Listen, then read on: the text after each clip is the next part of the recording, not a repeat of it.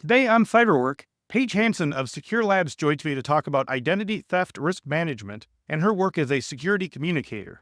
Now, Paige speaks to law enforcement classes, senior centers, and everything between, and helps people make sure that they know the best cybersecurity practices for all of their day-to-day activities.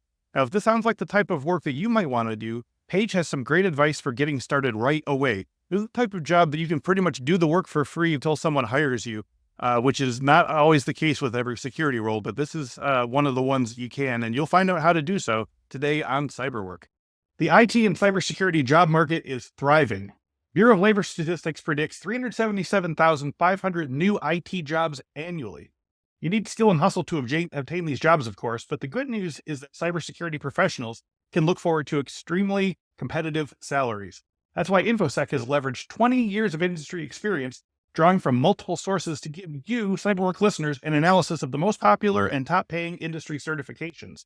You can use it to navigate your way to a good-paying cybersecurity career.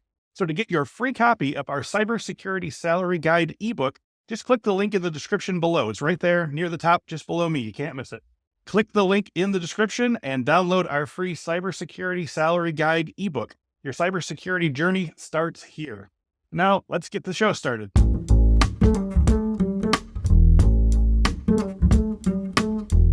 Welcome to this week's episode of the Cyberwork Podcast. My guests are a cross-section of cybersecurity industry thought leaders, and our goal is to help you learn about cybersecurity trends and how those trends affect the work of Infosec professionals, while leaving you with some tips and advice for breaking in or moving up the ladder in the cybersecurity industry.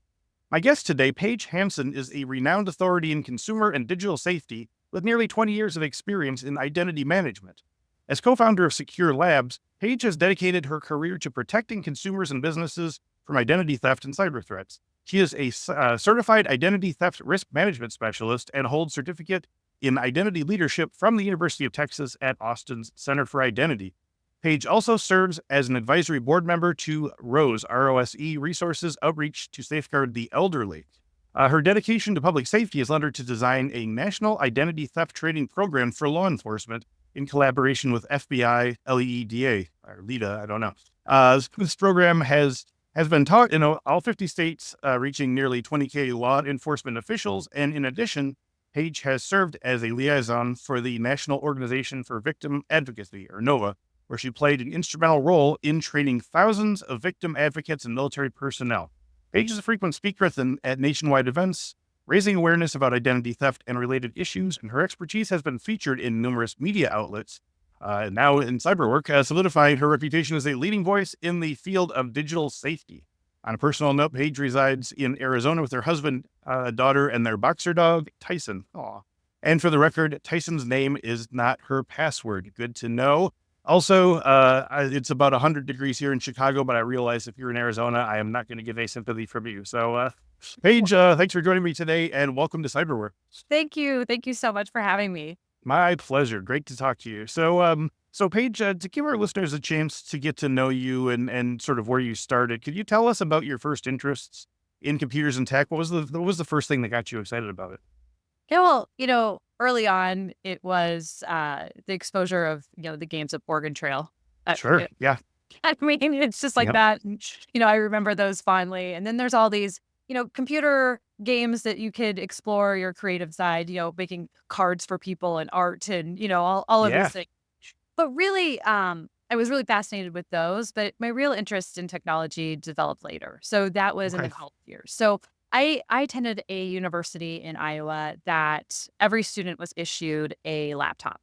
And with that, you had a shared network. So that was really my first deep dive into how files and information were shared digitally. And I was really interested in how we were doing that and saving that. Then, of course, your first coding classes. So here I am, creating the flashing banner and the, graphics that move all over. And, that was super exciting back then. And now it's plain annoying. You don't see that anymore. If you see that now, you're like, this thing is 25 years old. So, wait. But I mean, that just really gave me the glimpse into the power of technology and, how it can be used to create and communicate in new ways. And that's something that was really interesting to me. Yeah, absolutely. Now, I want to sort of jump a little forward from there because, I looked through your LinkedIn profile and looked at your career and We got a good example of some career forensics from you here. So I want to talk, first of all, we have a bunch of interesting things there, but I want to talk about your 15 years at the world famous identity protection entity known as Norton LifeLock, because I feel like it tells kind of its own story in terms of the way you said that you started sort of interested in tech, but it came later. Because like when you started in 2006, you were there in your capacity as a marketing manager, and you were working in their public affairs department and managing educational programs. But as the years progress, your titles see you becoming more and more deeply entrenched in the work of identity education, from senior manager educational programs to identity education lead to principal education instructor, and then chief of cybersecurity education until 2022. So can you talk about that journey? Like, what were some of the pivotal moments? And am I reading that correctly? Like you started in kind of one place, and it seems like something kind of got you excited, and you did like a strong pivot. So what was that like? Right. Well, one, I was thankful to join a startup. It was just this little tiny startup and Okay. 10 employee at LifeLock, identity theft Mhm. protection. We don't know if it'll take off. So Right. one, super grateful for that opportunity. I found it a week into moving from Iowa to Arizona. So Okay. that was pretty incredible. To be quite transparent, I was thankful I had a job, Sure. so I Yeah. would Yeah. do out any role. And but it quickly evolved, as the Hmm. company grew. Then I transitioned more into this public affairs role, and we had a big presence from just a marketing presence in identity theft protection, and kind of creating a new category almost. And with Yes. that, I mean, you probably remember the bold marketing campaigns and things like that in the Yeah. past. But as far as my role, it it transitioned to be more of a spokesperson in education, because we were getting, as an identity theft protection company, we were getting a number of identity theft victims that would come Hmm. to us and say, I'm a victim. Well, the story was very similar in a lot of these victims. And they were saying, I went to law enforcement and I wasn't able to report my issue, because with law enforcement, you just don't have the resources to say, if it didn't happen in that city, they were likely Hmm. not going to be able Yeah. to even look into it. So they were being Especially at that time, there was not the interconnectivity that there is now, I suppose. right, right. So instead of just taking that and saying, oh, okay, So sorry. instead, under that direction of our CEO at the time, Todd Davis, he said, let's do something about it. Let's change it for law enforcement. Let's educate them and go out and Hmm. educate them on not only the crime, but how to investigate it. So we have less, not as many victims that come to us and say, I was turned away, because you need that police report to Yeah. identify yourself as a victim.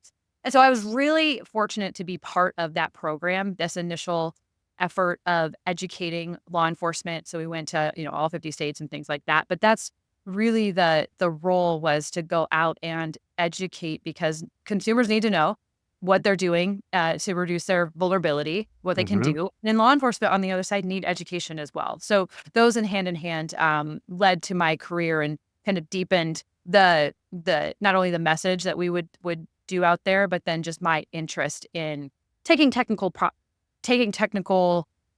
of thoughts around cybersecurity, and then making it so it was easy for understanding for just the average consumer. Yeah. Well, I wanted to ask you about that because, yeah, as you mentioned, your work involved treating law enforcement in tech that, it was not especially well known to them, as you said in our introductory meeting. So, like, Right. can you talk about like how you taught them what a card skimmer looks like, or how to identify fake documents, things like that? Yeah, actually, one of the most rewarding aspects of this training was the fact that we did these hands-on demonstration. Yes, there was technical instruction and instruction, but the hands-on demo was the interactive part that I really thought this class came to life. So, for example, we would do a check washing demonstration. So yes, check washing. It's still a thing. It's still around to this day. I Sure. still to a demo. Oh, People yes. still Yes. writing checks. But it was really cool because you take something like nail polish remover, which is acetone, that lifts the ink of a pen. And Hmm. so whether you're signing an important document, whether you are signing a check, whatever it may be, you can actually lift that. So I love the fact that we could do these hands-on demonstrations. And to your point, one of them was skimming. So we would guest pass around the skimmers, but I would get on the laptop and actually show them how you modify the track data on a credit card. So when they had people in their community being victimized of credit card skimming or duplication of their credit card, they could say, actually, I know how that works. You can easily modify this track data. It's easier than to investigate and then communicate to the victim what is happening and then the next steps, that the fact that they're a victim. Okay, yeah, that's really interesting. Now, our discussion started when you told me about a presentation you gave to a college class on white-collar crime, where you discussed the breadth of career opportunities that cybersecurity offers beyond the usual analyst, risk manager, pen tester, engineer, which is, a big part of what our podcast is about, is getting people interested not just in the more common cybersecurity roles, but also things that might appeal to people who aren't, natural hackers or aren't natural tech whizzes, but still want to get involved. So can you start by telling us more about the topic of your presentation in that class and who it was aimed at, who were like the students and so forth of this? Yeah. So I was invited by the instructor of this white collar crime class. It was for the University of Arizona. So that was based in Tucson. So Okay. I was a guest speaker. And in this class, it was a diverse group. So you had people with the aspirations of becoming law enforcement, pre-law, corporate security, and, others that, like me when I was younger, still trying to figure out their career paths. That's fine too. But really the goal was twofold. So I wanted to, one, educate them on the best practices to keep their digital life safe. I mean, they're all online. They had their devices right there. Some of them were on their devices during class. Yes, That's of course. it's just distracting, but What okay. they do. Yep. It's beside the point. That's where it is now. Yeah. But then also just to show and broaden their perspective on career opportunities within cybersecurity. So I wanted to show them that they didn't have to go down the traditional paths of law enforcement or even the legal profession to even make a significant impact on people's lives when it came to cyber safety. They really wanted to help. There were other things that you could do. You can work for a corporate company. There are roles within nonprofits or various industries that really make a critical impact on prevention in cybersecurity. Yeah, no, absolutely. I mean, one of the roles you discussed was with me before was identity theft risk management. Can you talk a little bit about that? Yeah, so a certification that you can get, and a lot of our phone agents had this as well, which is identity theft risk management specialist. So you go through a course, you take a test, and it's all around the best practices in protecting one's identity and being a subject matter expert in that field.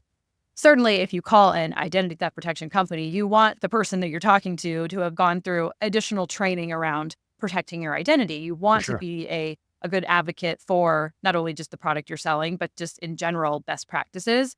And so that's one of the first certifications that I took years ago. And it still continues to be a very popular certification class, is to get your feet wet into understanding, okay, these are the things that you not only can do to best protect someone's identity, but then this is also how you should talk about it to others as well, which I think is the important piece to that. Yeah.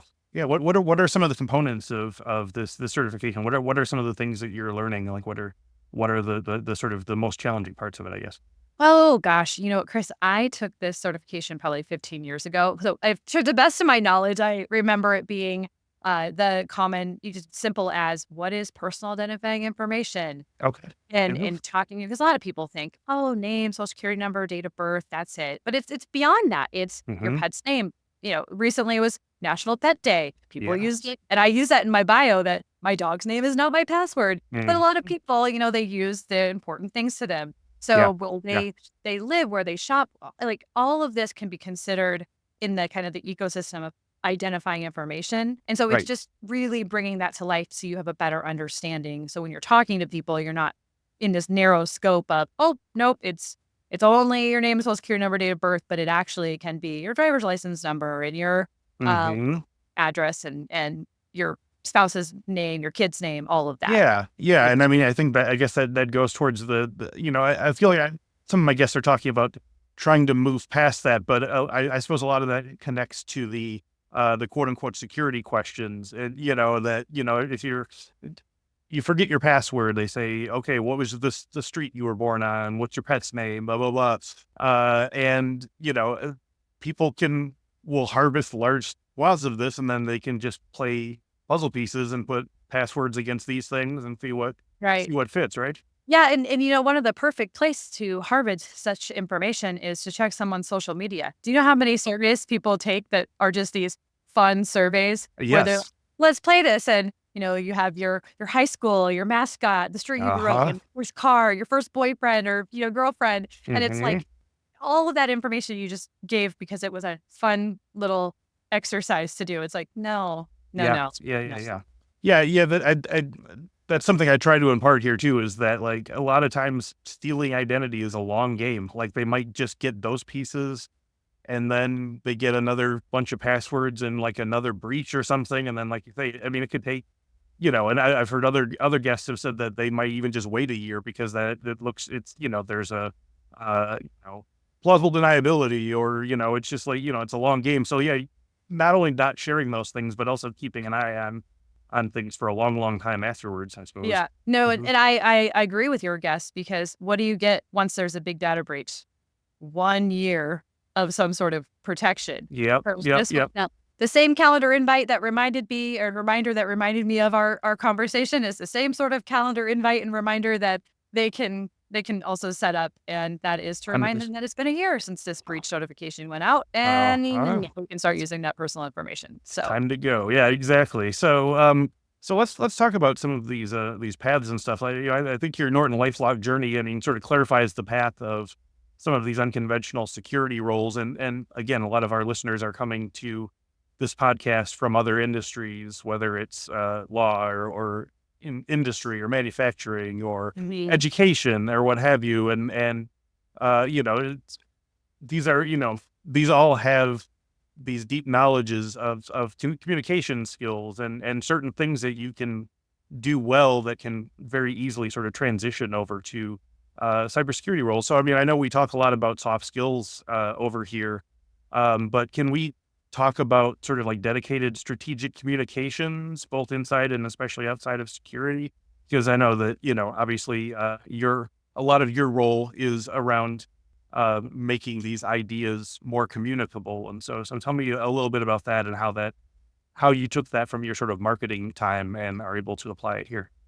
Yeah, well, when I think of skills, I think of just one, the just ability to communicate effectively is essential role. And it might seem obvious, but Yeah. depending on the level of that you're talking to in the organization, you probably know that when you're communicating to the C-suite, you've got one message, and when you're communicating or upstream, and then you're communicating downstream, that's maybe another message. So the Hmm. same would apply if you're talking internally, externally. So it is really important for you to just whether you're dealing with complex technical topics, even easy topics, is that communication skills.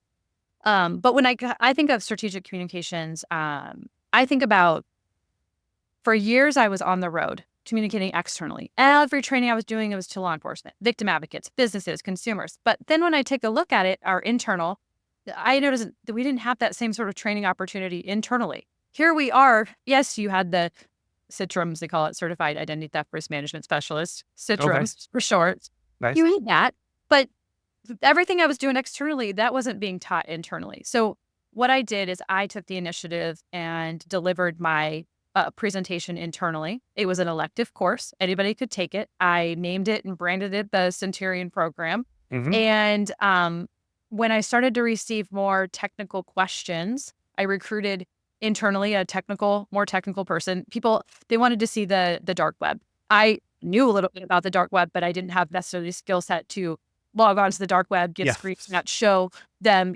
typing, it's similar to a Google search engine, but, typing in on the dark web and showing that. And that was incredibly valuable.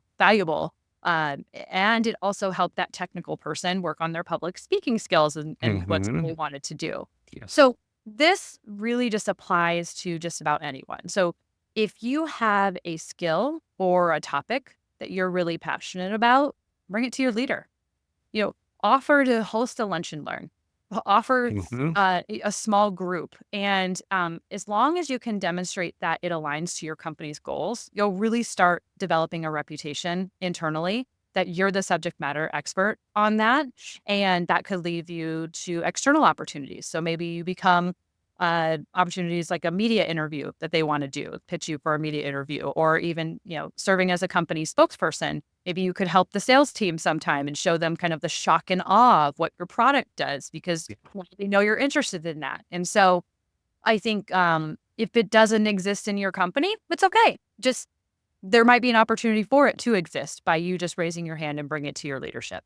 Yeah, I suppose so. Now that's good advice for upstream. Now going downstream, or even going into sort of the realm of the people that you're helping, their identity, lowering the risk of their identities, like for people, senior citizens or folks that you're speaking to, like what do you do to sort of change your message there? Like how, because sometimes I know, when I'm talking to my parents about technical issues they have, like you take for granted, certain technical things that you assume they know, and they just give you this stunned look or whatever, and you have to really like, okay, I gotta go one level lower. Like what is your experience been with like explaining this to folks in these presentations?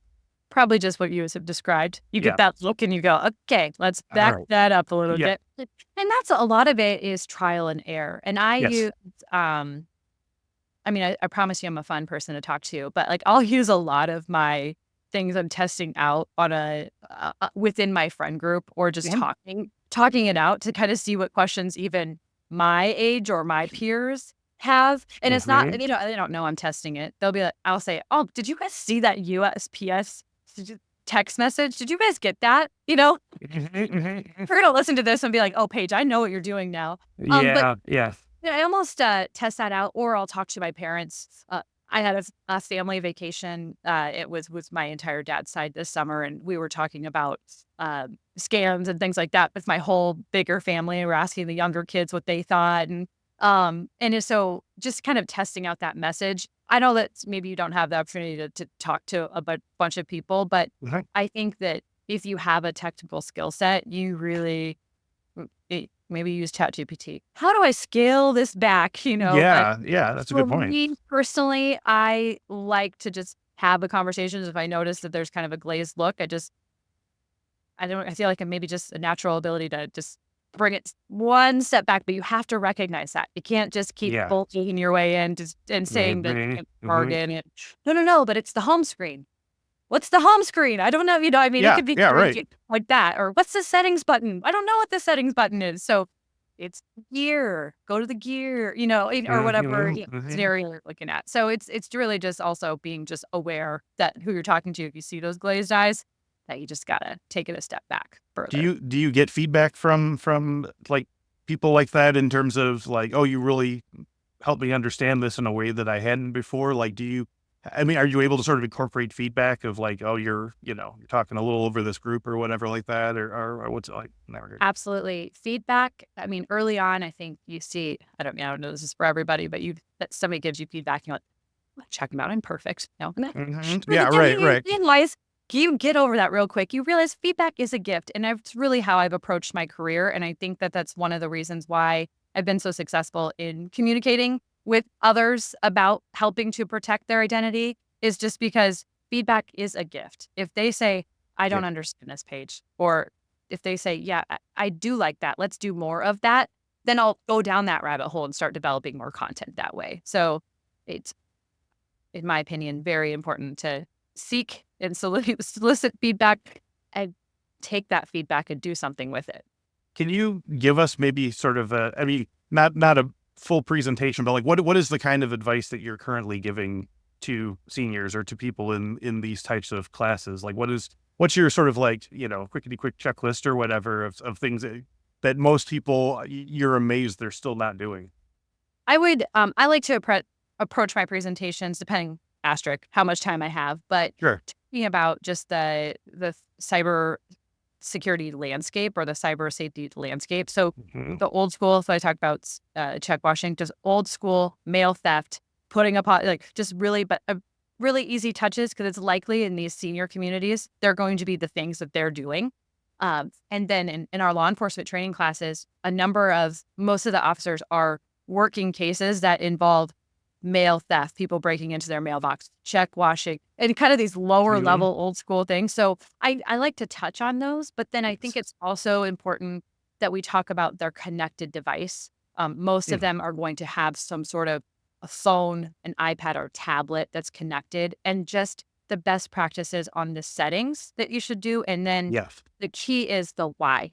Why does it matter? Because at the end of the day, a lot of times convenience wins. Convenience will likely always win. So Right. it's really getting through the why of this is why you don't connect to public Wi-Fi and Yeah. Yeah. go to your bank account.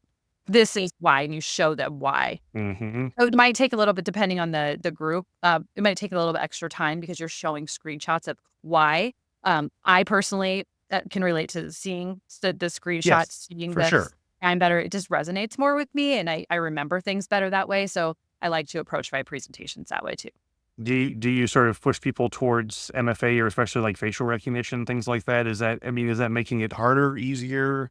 Like where is, people of this sort of level of challenge, where do things like MFA stand in terms of adoption or their ability to do so? I would say MFA is probably about 50-50. Okay. VPN, forget about it. I Yeah, mean, sure.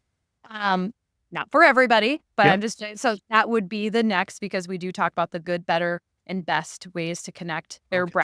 fleet. Good would be like that public Wi-Fi. The better would be using your data instead of connecting to the public Wi-Fi, and then the Mhm. best would be the VPN. And so when you get to the VPN, it's like, do I have to buy something extra? Is that a separate Mhm. company? Mhm. Which company is good? Because there's going to be Of course. there are companies than not. And so Yeah. that's where a lot of the questions happen. And so that's, just breaking it down and answering those questions before they're asked is I found to be helpful. Yeah. Now, what is the job market like for the type of role that you do? Are there Is this a freelance kind of thing? You said that it seems like organizations sometimes have this kind of in-house communication person, but in your experience, like, where should people be looking for these types of jobs? Yeah. So um I now that I am on my own, I've started my own business. I do go into organizations and I'm their outside speaker. And the majority of the people I work with are in a role. They have a cybersecurity awareness department. So that is a department. I've worked with security analysts, and a lot of times the security analyst or that team is tasked with internally. They're the ones that are supposed to be educating. Mhm. And then I've also worked with privacy teams. So that's it, Right. roles in there. And so those are probably the three main groups or buckets that these roles exist. But I found the larger the company, and of course it depends on the industry, more than likely there is a department and or person in charge of educating, that whether it's an event person or an internal comms person, but their job is to bring in outside speakers. And so whether it's always security related or if it's just that happens to be, October, they bring in it's cybersecurity awareness month and they bring in the Nope. cybersecurity specialist. It seems like that, but it seems like it's almost larger companies that those exist versus smaller companies. Yeah. Well, it's interesting because, as we go through each of the job roles, and we've gone through quite a few of them on our hundreds of Mhm. episodes now. But I'm always thinking in terms of someone who's just trying to enter the industry, and the inevitable: how do you get your first job without experience? How do you get experience without a Mhm. job? This feels like something that you could almost do the way that you would do, like, if you're young enough, like a summer job or something like that. Is this something that you think, someone just out of college or just out of high school could sort of move in this direction, do it in their community, and then be able to sort of demonstrate that to like a potential company they want to work for? 100%. Hmm. And that is where what I did in, volunteering my services is I would speak to computer clubs and churches and other Hmm. civic groups at pro bono, because it was a message. One, I wanted to enhance my communication skills and effectiveness in communicating that, but those were the groups and kind of the population that needed it the most. So, okay, yeah, maybe you don't go to that extreme, but if you're involved maybe if you do have a church, or if you do have a group that you're involved with, or your kid's school, or your sister or brother's school, or whatever it is, Mm-hmm. a really good place to start. Like, Absolutely. can you talk about the way that you would sort of document doing the, because again, it's always like you have to really sort of like catch, the hiring manager with your resume or whatever. Like, how would you sort of show that you've been doing this? Do you recommend like having like a blog or like video channel, or just explain it in a certain way in your resume or your cover letter? Do you see any way that like seems to sort of get attention better? It's a noisy space to break through. I think Yeah. one and just even getting a job in general, and I know that's a topic you Yeah. you cover a lot, but Yeah. um, just being able to show something. Do you already use social media to showcase your accomplishments? Then that's going to be a great spot for you. Mm-hmm. Are you working on building up your LinkedIn profile? Then start posting on LinkedIn. So then you There you go. have that, and in the features that allow you to showcase certain things within your profile. Mm-hmm. If you're a volunteer, then you can showcase the things that you've done while you've volunteered. Yes. So I think you use the avenue that you're wanting to build up, because it's I'd hate to say only use social media when you could be very effective by you know including a document of your presentation and the a list of all the places you've spoke at, and then your top comments. I've gotten 9 out of 10 and Yeah. 25 speaking events, or something like that. That could be very helpful as well. Yeah. Now, you mentioned some of the other sort of departments that you work with as a security communicator, like you said, security analysts, and you're definitely working with sort of hard tech folks, and so there needs to be, in addition to an ability to communicate, obviously you need to have sort of a core of sort of technical knowledge. I imagine you have to sort of know in and out how a VPN works and stuff like that. But like, what's the sort of baseline technical skills and specifications of the industry that you think are essential to someone who wants to do this kind of work? Well, from a technical aspect, you have to be wanting to learn about it. So, I mean, aside from my coding experience I had Mm-hmm. in college and maybe a dabble or two after that, you don't have to know how to code a website, and you Right. certainly don't need all of the certifications that come along with the technical expertise that or come with it. I think you have to have you really need to be wanting to help others. I think that's a really solid Mm-hmm. foundation, is to help others. You have to be doing it for a reason. And that reason, I mean, at least for me, and it drives me, is to help others. I truly believe that, that has helped, because otherwise because you're giving and you're giving and you're giving and you're giving. So you have to be able to, Communication. to help others. And so, I think that's super helpful, is that. But as far as getting started, I mean, you just need to find like how Yeah. you want to do it. Yeah. I'm saying like, like bare minimum, I imagine you have to kind of know how like a man in the middle attack works. Like you can explain Oh, that, yes. Yeah, things oh, like that. So yeah.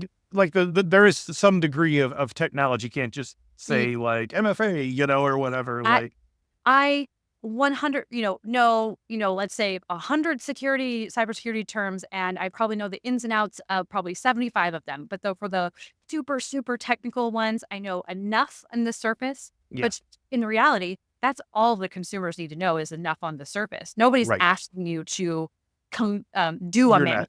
attack, Yeah. or, maybe set up a fake access Wi-Fi point and start having people connect to it and show you that, everything that Right. goes along with that. It makes a great demo, Yeah. you Yeah, know how for sure. and that's where I think your technical skills will enhance over every time you start talking, because the more you follow creators, follow the speakers that you like, follow the technology you Yeah. like, follow those things, your interest naturally is going to come into these newer technologies, and these and you're going to want to know about them, because people are going to want to ask about them. Yeah, totally. Yeah, I think that's what I was kind of getting to, is that you're able to do.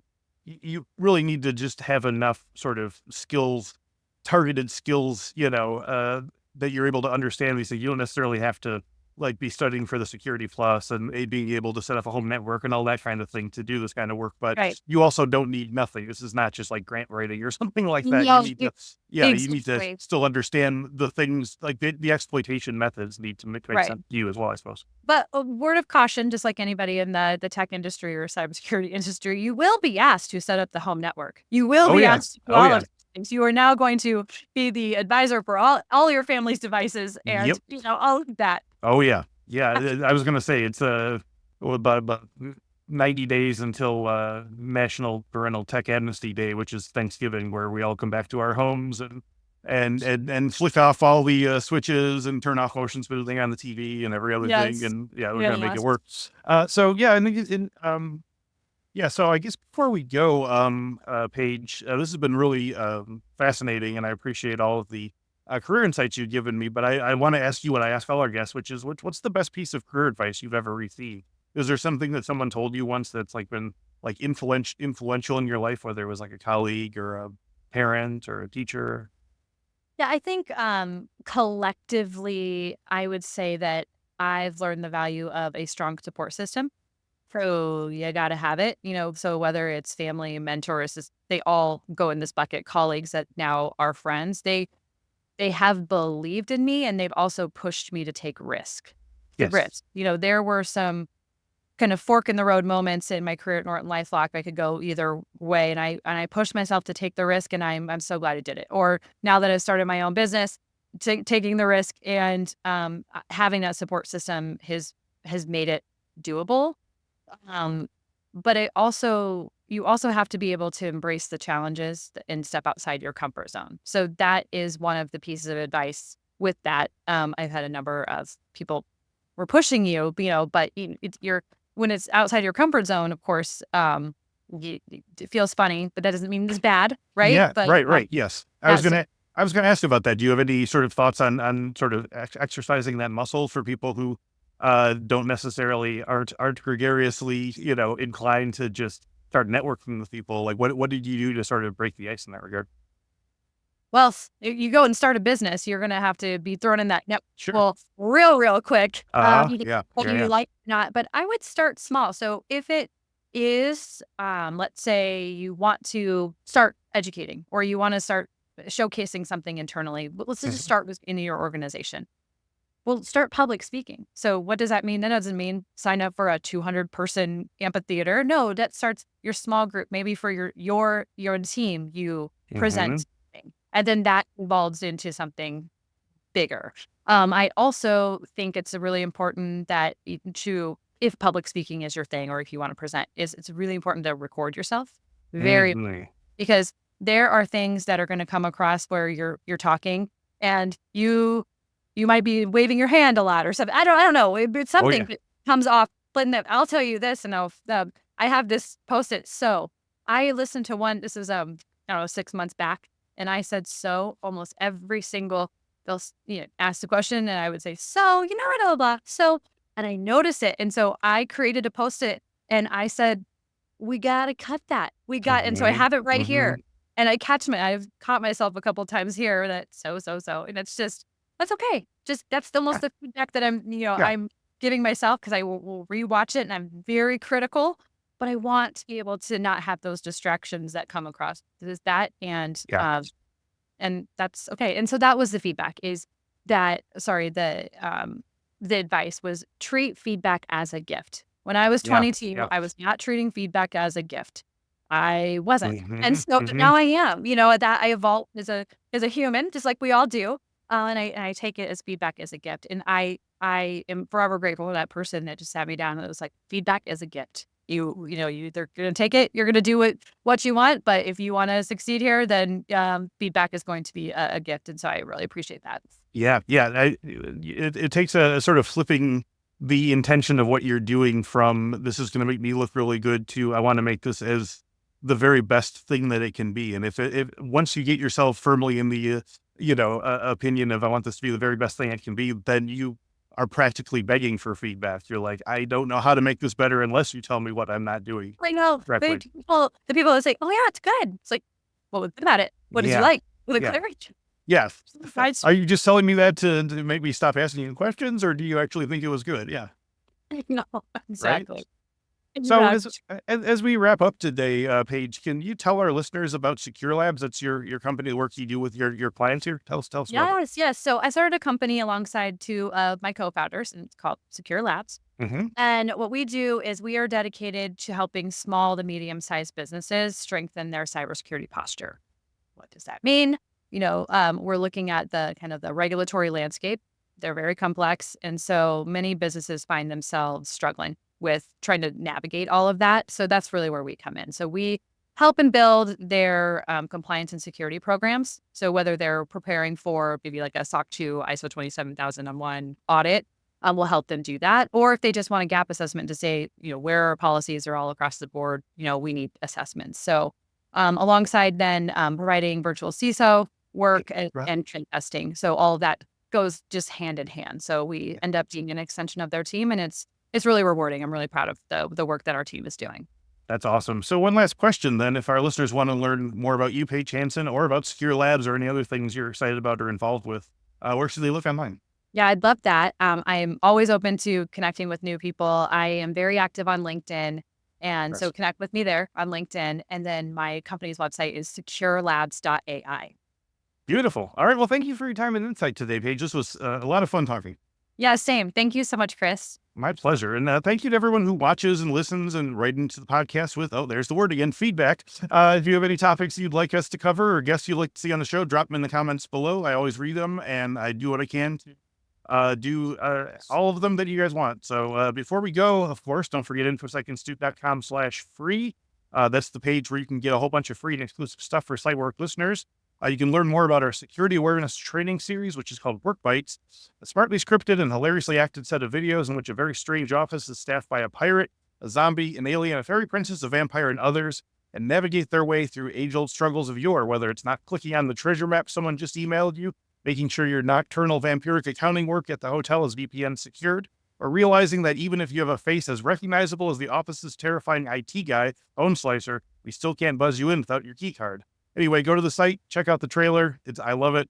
It makes my day. So also don't forget to go over there and download our free cybersecurity talent development ebook. You'll find our in-depth training plans and strategies for the 12 most common security roles, including SOC analyst, pen tester, cloud security engineer, information risk analyst, privacy manager, and more. One more time, infosecinstitute.com/free. And yes, the link is in the description below. One more time, thank you so much to Paige Hanson, and thank you all for watching and listening. This is Chris Senko signing off. Until next time, keep learning, keep developing, and don't forget to have a little fun along the way. Bye for now.